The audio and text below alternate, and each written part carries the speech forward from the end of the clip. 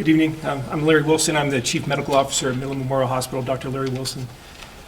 We've been doing a lot of work trying to get things ready and be prepared for the circumstances that we're in. You've heard everybody here is focused on the sacrifices that everybody's being asked to make.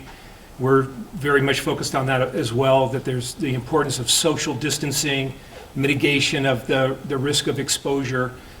You may have heard in the news that all over the country there's a supply chain disruption for getting PPE or personal protective equipment to people and into the hospital, masks, gloves, gowns.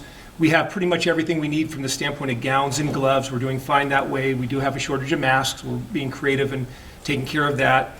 But because of the shortage of resources, we're being careful about the way that we use the resources in the hospital currently.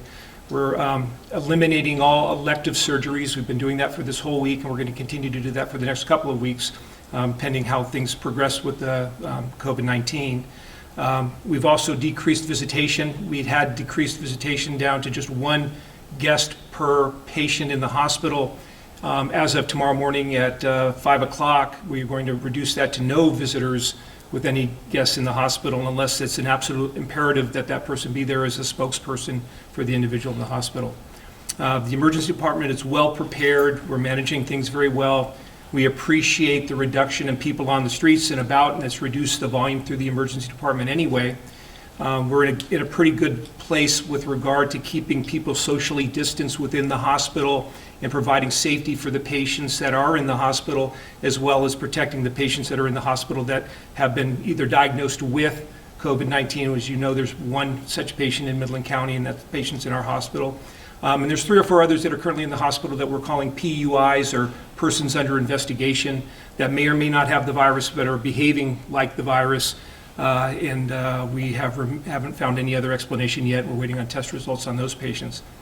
I think you've all heard that the test results are coming back rather slowly. We're happy to say that we've got an improved vendor and working relationship there, and we anticipate that we'll be getting results back in 24 to 48 hours going forward, so we'll be able to more quickly diagnose cases that are coming through.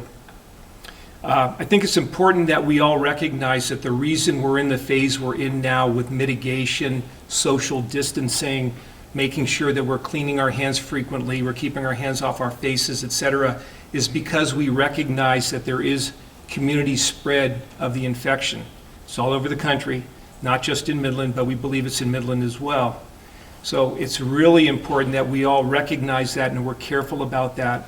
If we do a good job with this, I'm confident that within a few months we'll be looking back and wondering why we had to sacrifice so much for so long when everything turned out so well. We really hope that we get to that place. It's going to require all of us to get us to that place. With that,